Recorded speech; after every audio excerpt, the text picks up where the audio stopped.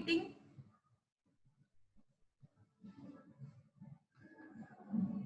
Conduction of heating, heat. अच्छा, आप सभी को पता है कि metals are the good conductor of heat? सभी को पता है ये बात? हमारे जितने भी खाना पकाने के बर्तन होते हैं वो सब आपके मेटल के बने होते हैं, ठीक है? क्यों? क्योंकि metals are good conductor of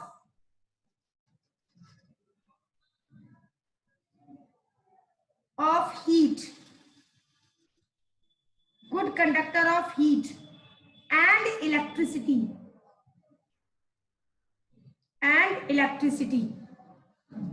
ऐसा क्यों होता है? कोई बताएगा मुझे? गुड कंडक्टर क्यों होते हैं ये?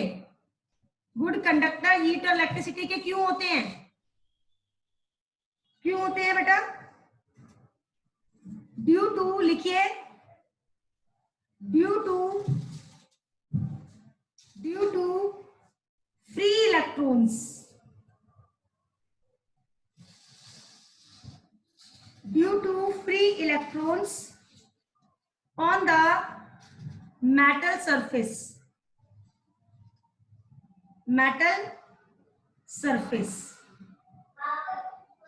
due to free electrons on the metal surface, except tungsten, TUNGSTEN, tungsten wire. Tungsten wire को छोड़कर जितनी भी मेटल्स होती हैं वो आपके good conductor of heat and electricity होती हैं। इसमें एग्जांपल लिख दीजिए, silver metal is the best conductor of heat. Silver metal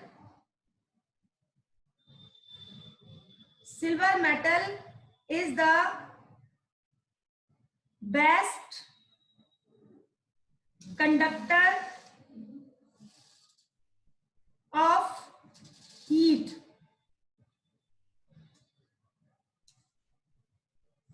ठीक है, आगे लिखेंगे copper aluminium are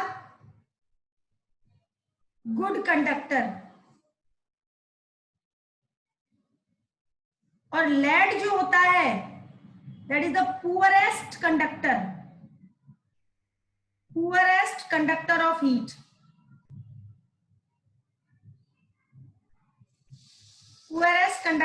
heat. Lead, ठीक है। अच्छा, होता क्या है जब आप किसी मेटल को हीट करते हो तो इसके जो एटम्स होते हैं उनको एनर्जी मिल जाती है और उस एनर्जी की वजह से वो वाइब्रेट करते हैं, और जब वाइब्रेशन होता है तो एनर्जी एक इलेक्ट्रॉन से दूसरे इलेक्ट्रॉन को ट्रांसफर होती है, दूसरे इलेक्ट्रॉन से तीसरे इलेक्ट्रॉन को। कैसे होता है? मान लीजिए ये कोई मेटल की रॉड है, ठीक है, इसमें इलेक्ट्रॉन मूव कर रहे हैं, इलेक्ट्रॉन है, आपने इसे हीट किया, ठीक है।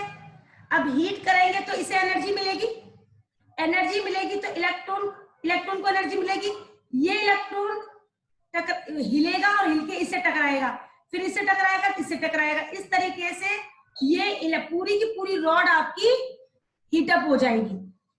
पूरी की, हाँ भारती बोलो, पूरी की पूरी जो आपकी रॉड है वो आपकी हीट हो जाएगी, ठीक है। तो लिखिए when metal is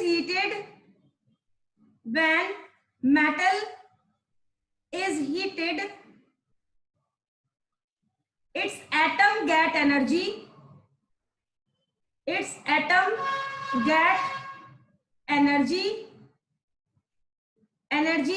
and vibrate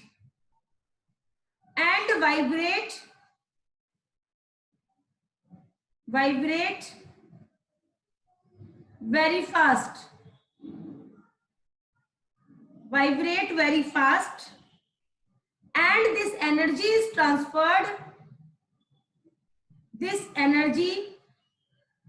is transferred transferred to the electrons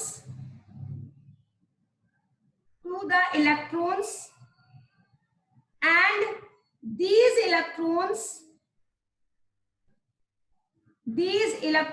move through the metal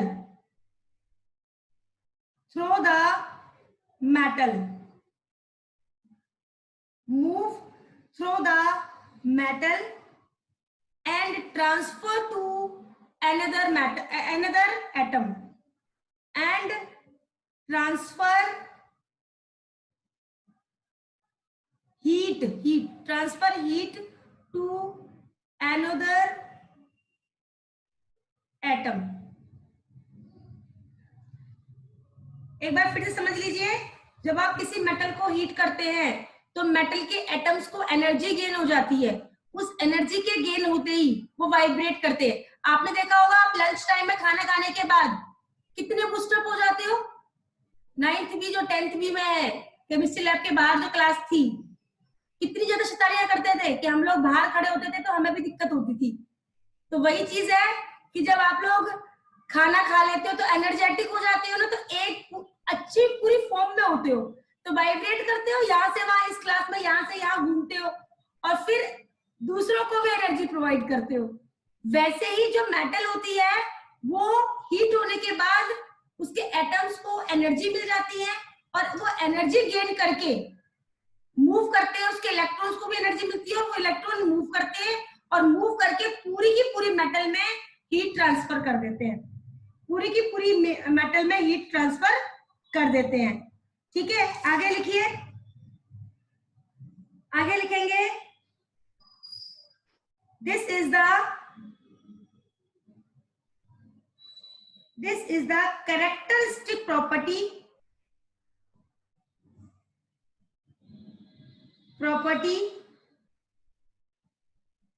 of metal.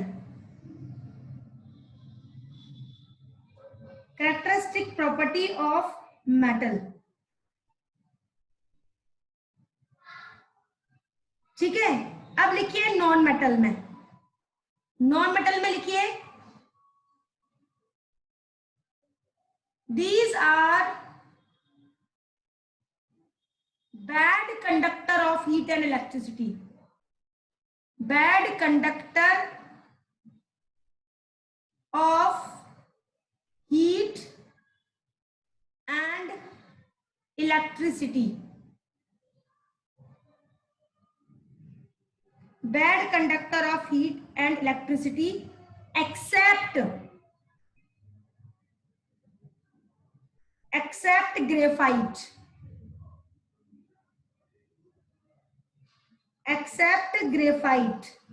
Graphite is the good conductor, very good conductor of electricity. Graphite is the very good conductor of electricity. Very good conductor of electricity. Graphite is the very good conductor of electricity. And diamond is the bad conductor of heat. Diamond is the bad conductor of heat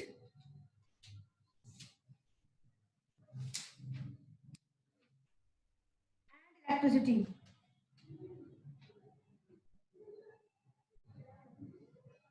ठीक है, next लिखेंगे, next लिखिए आप, types of ion. अब बताइए metal किस तरह के आयन्स बनाते हैं, पॉजिटिव या नेगेटिव? पॉजिटिव। क्योंकि ये इलेक्ट्रॉन्स लूज करते हैं। लिखिए, मेटल में लिखिए,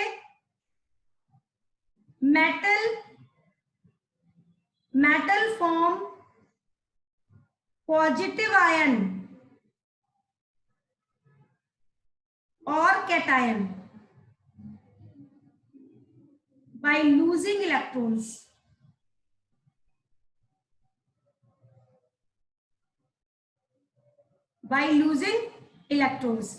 जैसे एग्जांपल है आपका सोडियम का है 281, मैंने आप लोगों को बताया था कि हर किसी को क्या चाहिए, स्टेबिलिटी लाइफ में, और एटम की स्टेबिलिटी कब होती है? आदिल बताएगा, आदिल, आदिल, आदिल यस मैम। बताओ मुझे, एटम की स्टेबिलिटी कब होती है? मैम जब उसका आउटर मोस्ट शेल पूरा हो। कितना हो पूरा? पूरा क्या हो? बस 50 हो, 100 हो, कितने हो? मैम 16। अब अपने मुंह के ऊपर एक थप्पड़ मार ले मेरी तरफ से। अब मैं तो मार नहीं सकती, तू ही मार ले अपने आप। हाँ अमित, अमित शर्मा बताएगा मुझे, अमित शर्मा, अमित, आउटर मोस्ट में कितने इलेक्ट्रॉन चाहिए स्टेबिलिटी के लिए? मैम 8। शाबाश, वेरी गुड, वेरी गुड। लिख लो, आउटर मोस्ट में 8 इलेक्ट्रॉन चाहिए। अब आदिल मुझे बता, ये 8 इलेक्ट्रॉन कैसे करेगा? इसमें तो 2 8 1 है, तो 8 कैसे आएंगे इसमें? 7 इलेक्ट्रॉन दे दूं इसको या 1 हटा दूं? नहीं मैम, 1 हटा देंगे। Very good, very good. चलिए लिखिए, तो ये क्या करेगा? 1 इलेक्ट्रॉन लूज करेगा।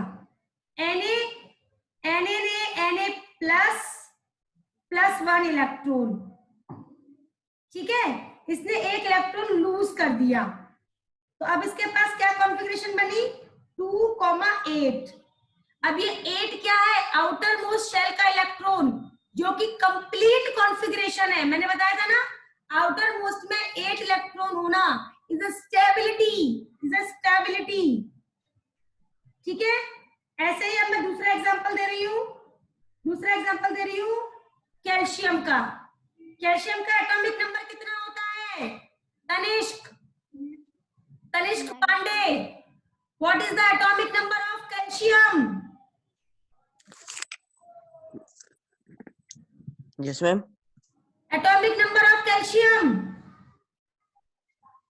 आस्था, Aastha, Aastha, what is the atomic number of calcium?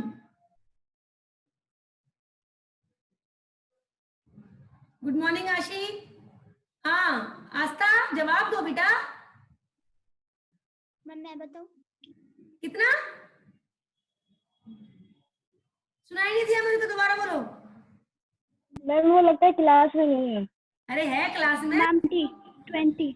20, very good, very good. मुझे सब पता है कौन कौन क्लास में है, चिंता मत करो, सबको देख देख कर ही बोल रही हूँ मैं अब। अच्छा अब मुझे बता अंजलि, कॉन्फ़िगरेशन क्या होगी इसकी? 20। Yes ma'am. अंजलि तो इसका कॉन्फ़िगरेशन क्या होगा बताओ बेटा जल्दी। 2882। शाबाश, 882। गौरव, गौरव इसका आउटर मोस्ट कंप्लीट कैसे करेंगे गौरव? इसका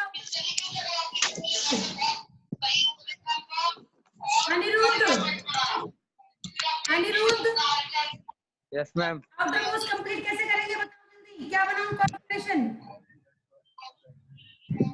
मैम 20 था। हाँ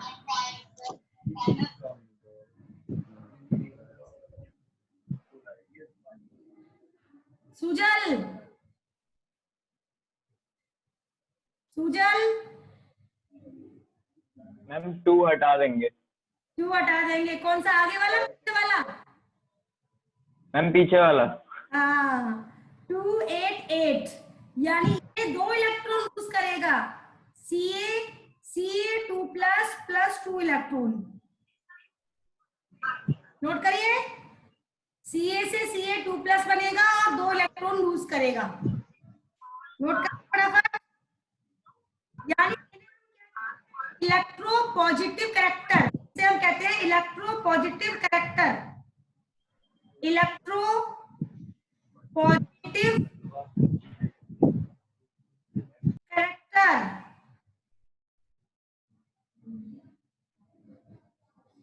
यानी metals are electron donor, electron donor, ये इलेक्ट्रॉन डोनेट करती हैं। Metals are electron donor, note कर लिया। अब आ जाओ नॉन मेटल पे, यस मैम। अब आ जाओ नॉन मेटल पे। नॉन मेटल क्या बनाती है बेटा श्रुतिका? मैम नेगेटिव इलेक्ट्रॉन्स और एनायन। नेगेटिव इलेक्ट्रॉन्स नहीं बेटा, उसे नेगेटिव आयन कहते हैं। हाँ आयन, सॉरी। नेगेटिव ही होते हैं, कोई बात नहीं, ठीक है। फॉर्म्स एनायन और नेगेटिव आयन, नेगेटिव आयंस, ठीक है। जैसे आपका ऑक्सीजन है, ऑक्सीजन का एटॉमिक नंबर कितना होता है Kaveri? Kaveri, yes ma'am. Oxygen का एटॉमिक नंबर बताओ फटाफट जल्दी।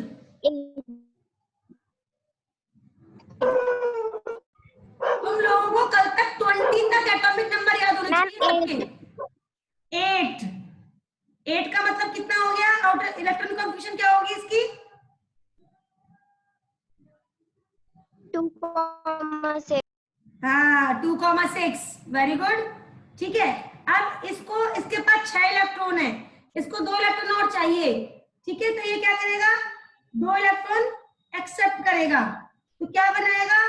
O+2 इलेक्ट्रॉन एरो O2-, और कॉन्फिगरेशन हो जाएगी 2,8, कॉन्फिगरेशन हो जाएगी 2,8, नोट कर लीजिए। दूसरा एग्जांपल दे रही हूँ फ्लोरीन का।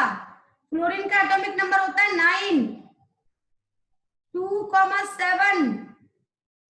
फ्लोरीन ने 1 इलेक्ट्रॉन एक्सेप्ट किया और ये कन्वर्ट हो गया F- में, ठीक है।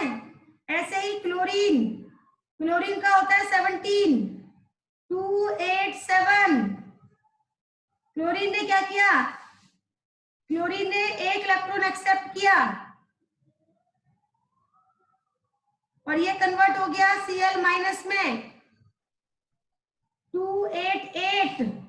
यहां पर हो गया 2,8, नोट कर लीजिए, नोट कर लीजिए।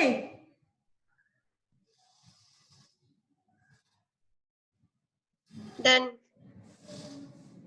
ठीक है। अब हम क्या करेंगे इसमें? लिखिए आगे, लिखिए।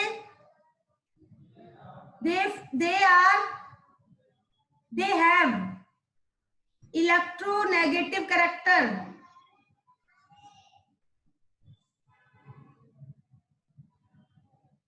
electronegative character and non-metals are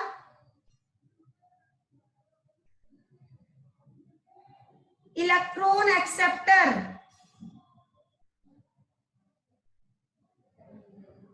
electron acceptor।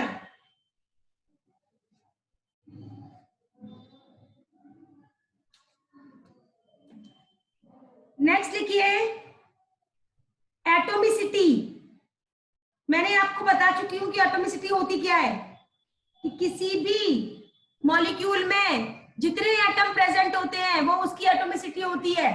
जैसे मैंने कहा O2, O2 में कितने हैं? 2। O3 में कितने एटम हैं? 3। F2 में कितने हैं? 2। अगर मैंने कहा आर्गन, आर्गन में केवल एक ही एटम प्रेजेंट है मॉलिक्यूल में, यानी इसकी एटोमिसिटी 1 है। मैंने कहा P4, कितनी एटोमिसिटी है? 4, ठीक है। एटोमिसिटी क्या होती है? Number of atoms present in, पहले लिखिए atomicity, number of atoms present in a molecule, in a molecule। In a molecule. लिखिए metals in vapour state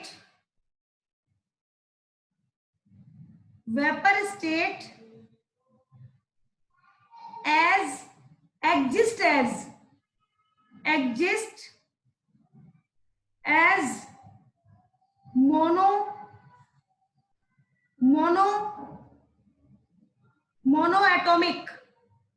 monoatomic Adil screen मत छुओ।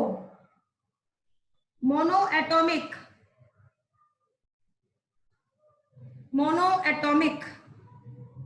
नोट कर लिया। एग्जाम्पल दे रही हूं, जैसे आपका Na, जैसे आपका Al, जैसे आपका K, ये सब आपके मोनोएटॉमिक हैं। किसमें? वेपर स्टेट में।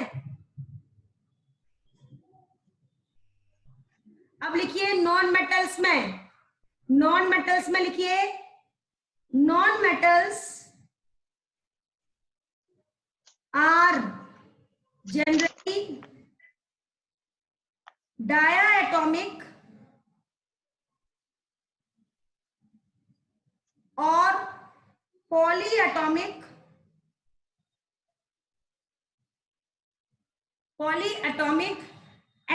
एक्सेप्ट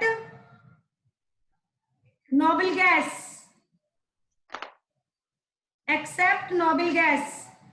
गैस सारी की सारी आपकी मोनोएटॉमिक होती हैं। हीलियम कौन सी है? हेलिना की रब से नहीं, हीना, लीना और करीना की जीरोक्स रवीना। पीरियोडिक टेबल का लास्ट चैप्टर है, जब मैं आपको याद कराऊंगी, वो चैप्टर कराऊंगी, तब मैं आप लोगों को सारे ट्रिक्स बताऊंगी, इसके कौन कौन से ट्रिक्स होते हैं। नोट कर लीजिए, इसको नोट कर लीजिए। एग्जाम्पल दे रही हूं, Cl2, O2, F2, Br2, O3, P4, ये सब क्या है आपके? डायाटॉमिक और पॉलीएटॉमिक।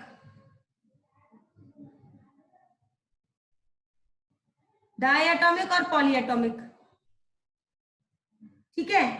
और दूसरा आपका हीलियम, नियॉन, आर्गन, क्रिप्टन, जीनन, ये सब क्या है आपकी? Noble gas. हीना, नीना और करीना की जीरोक्स रवीना, ये सब क्या है आपकी? Monoatomic.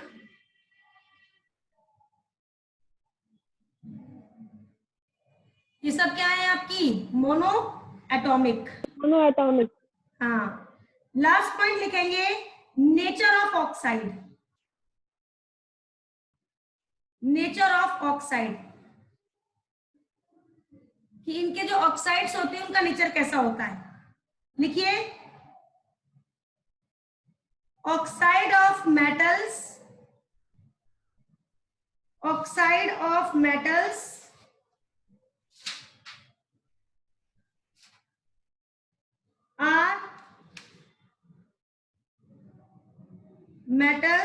are basic in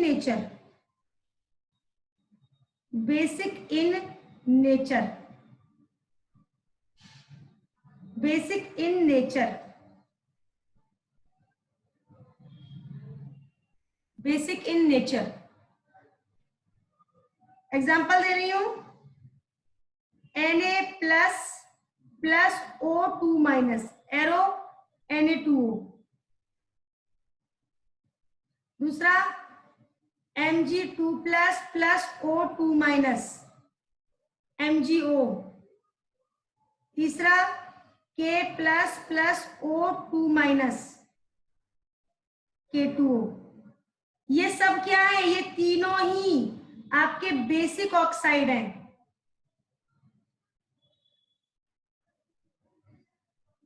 basic oxide है, यानी बेस बनाते हैं पानी में घुलने के बाद। ठीक है, एक्सेप्शन लिखो इसमें, CrO3 Mn2O7, ये दोनों आपके एसिडिक है, और Al2O3 PbO और ZnO,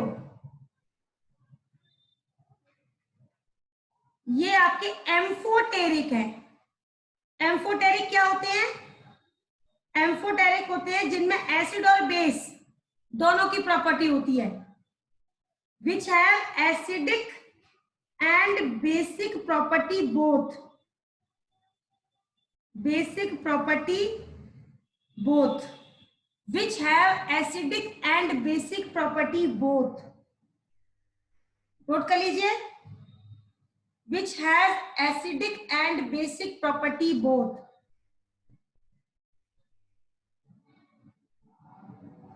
अब लिखिए नॉन मेटल्स में, non metal oxide,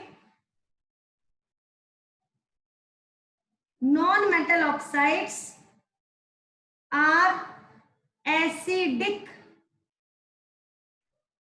in nature, यानी पानी में घुलने के बाद एसिड बनाते हैं। एग्जाम्पल है S+O2SO2, N+O2NO2,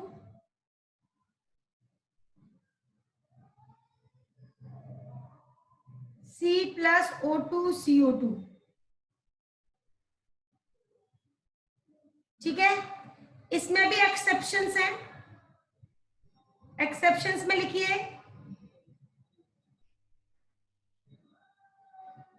CO carbon monoxide, H2O, NO, N2O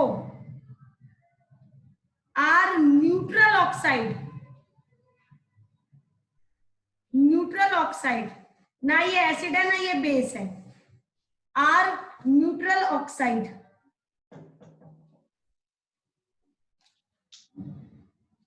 एक और पॉइंट लिखिए, सोनरस।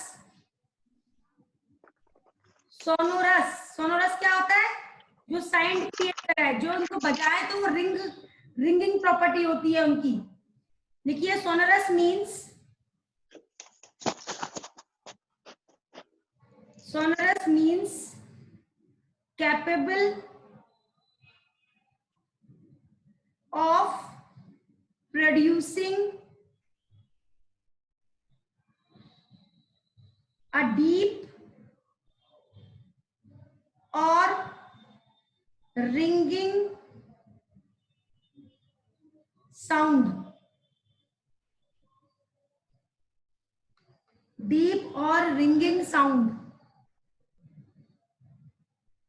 ठीक है, जो बजाने पर सिंगिंग मतलब घंटी वगैरह बजती है ना, वो मेटल की होती है सारी, क्योंकि जब आप उनको किसी भी हार्ड सरफेस से टच करते हो तो उसमें रिंग जैसे साउंड, रिंग की साउंड निकले। तो लिखिए due to this property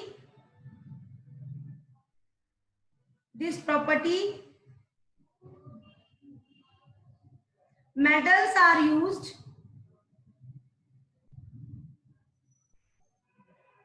to form bells, strings of musical instruments।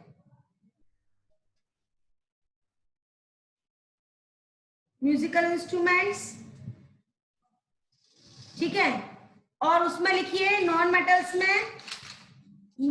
में लिख दीजिए they are non sonorous. Non metals are non sonorous, non metals are non sonorous.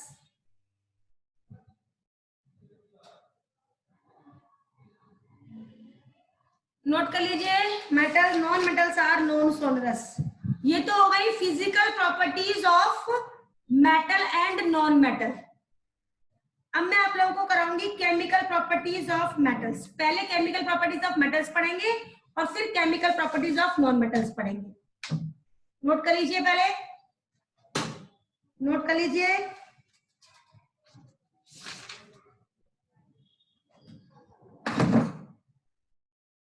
Heading डालिए, chemical properties of metals।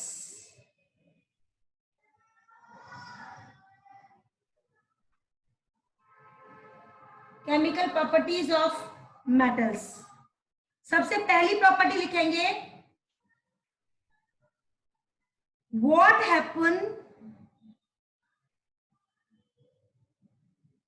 happen when metal react with water। देखिए, मैंने आप लोगों को एक इलेक्ट्रोकेमिकल सीरीज सिखाई थी, केदारनाथ का माली आलू जरा फीका पकाता है, जिसमें हमने मेटल्स को उनको रिएक्टिविटी के डिक्रीजिंग ऑर्डर में रखा था। सबसे ऊपर जो थी आपकी पोटेशियम थी और सबसे नीचे जो थी वो आपकी प्लेटिनम थी, ठीक है। और हमने उनकी रिएक्टिविटी के घटते हुए सीक्वेंस में हमने उनको रखा था। तो जिस तरीके से उनकी रिएक्टिविटी डिक्रीज होती है ना, उसी तरीके से उनकी केमिकल प्रॉपर्टीज भी डिक्रीज होती हैं। तो सबसे पहले मैं आप लोगों को उसी सीरीज के हिसाब से बताऊंगी कि क्या है। इतना नोट कर लिया सबने कि वाटर के साथ Yes, ma'am. मेटल किस तरीके Yes, ma'am. से करेगी, ठीक है। तो सबसे पहले लिखो potassium, sodium, calcium, magnesium, aluminium, zinc, Fe, Pb, H, copper, Hg, Ag, Au और Pt। यही हमारी सीरीज थी।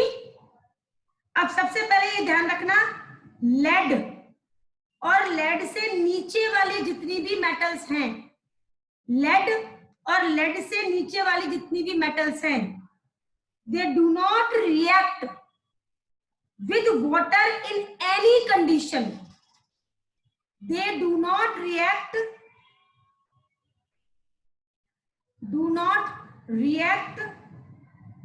with water in any condition। Note कर लीजिए इसको, they do not react with water in any condition। सबसे पहले ये लिखिए, ठीक है। लेड और लेड से नीचे वाली जितनी भी मेटल्स हैं वो वाटर से किसी भी कंडीशन में रिएक्शन नहीं करती। वो वाटर से किसी भी कंडीशन में रिएक्शन नहीं करती, ठीक है। अब देखिए, सबसे रिएक्टिव जो होती है वो ये दो मेटल होती है, मोस्ट रिएक्टिव।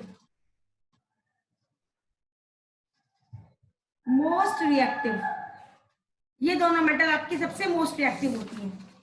अब मैं पॉइंट्स की फॉर्म में कुछ कुछ लिखाती जाऊंगी, वो आप नोट करते जाएंगे। पहला पॉइंट लिखिए इसमें, potassium and sodium. Potassium and sodium, they are most reactive. They are most reactive. They react with cold water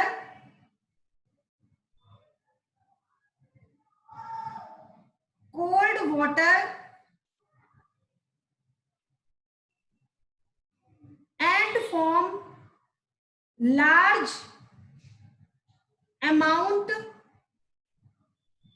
of heat, large amount of heat। आप सबको पता है अगर सोडियम को हम पानी में डालते हैं तो आग लग जाती है, सबको पता है, लेकिन ये होता कैसे है? पहले इसको नोट करो इतना, फिर मैं आगे बताऊंगी मैं आप लोगों को। पहले इसको नोट करो, फिर आगे बताऊंगी, ठीक है? होता क्या है, देखिए ये एक कंटेनर है जिसमें सोडियम मेटल रखी थी और आपने उसमें पानी डाल दिया।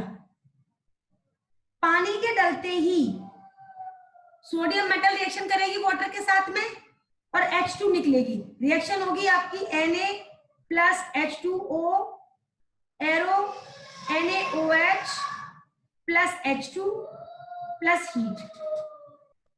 अब ये बबल्स की फॉर्म में H2 निकलेगी और जब ये H2 निकलेगी ना तो ये अपने साथ इस सोडियम को ऊपर की तरफ खींच के लाएगी, ऊपर की तरफ खींच के लाएगी, यानी सोडियम आपकी फ्लोट करेगी पानी के ऊपर।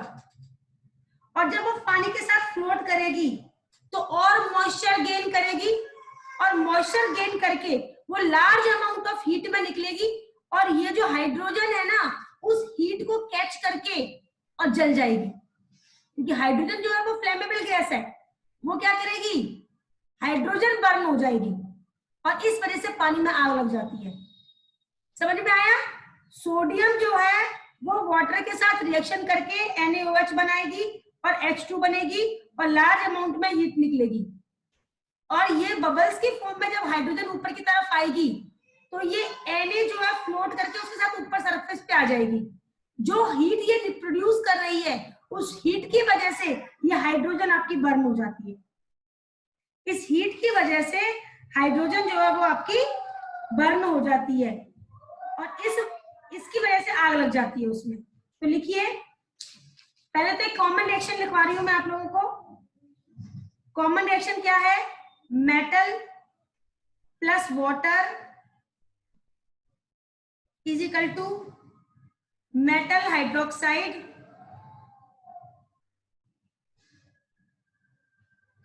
Plus hydrogen plus heat. ठीक है, जब आपका मेटल जो है वाटर से रिएक्शन कर रही है और जब मेटल आपकी स्टीम से रिएक्शन कर रही है, दूसरी रिएक्शन लिखिए, metal plus steam arrow metal oxide plus hydrogen.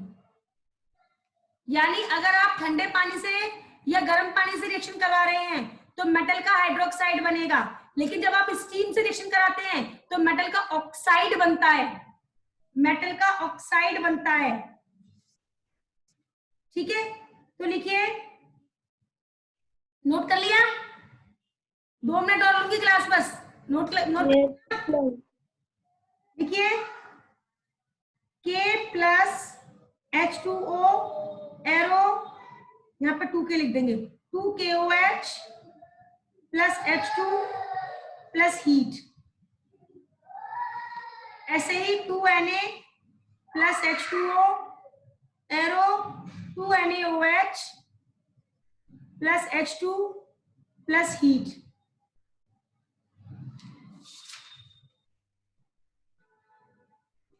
लिखिए, these are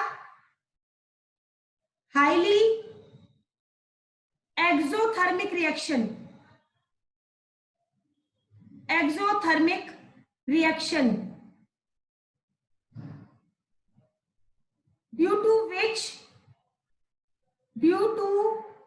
which साफ कर दो इसको, due to which the hydrogen gas formed catches fire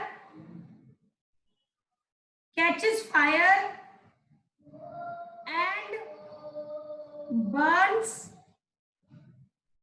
causing explosion, causing explosion.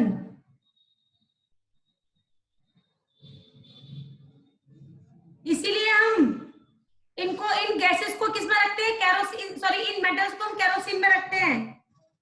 In gases, इनको हम किस में रखते हैं, कैरोसिन में, एक्सप्लोजन। ठीक है। सोडियम पोटेशियम जो होती है वो पर्पल फ्लेम बनाती है, पर्पल फ्लेम, और सोडियम जो होती है वो गोल्डन फ्लेम बनाती है।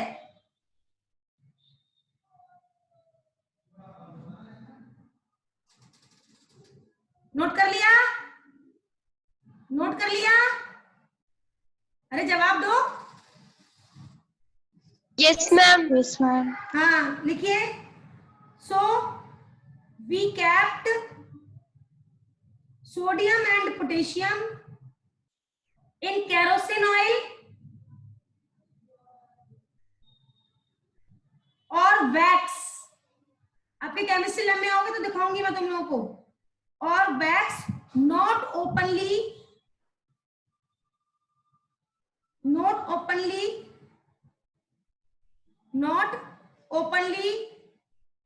in atmosphere।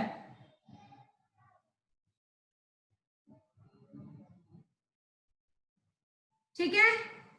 और अब मैं कल आप लोगों को कैल्शियम की रिएक्शन बताऊंगी इसके साथ में, वाटर के साथ में कैल्शियम की रिएक्शन।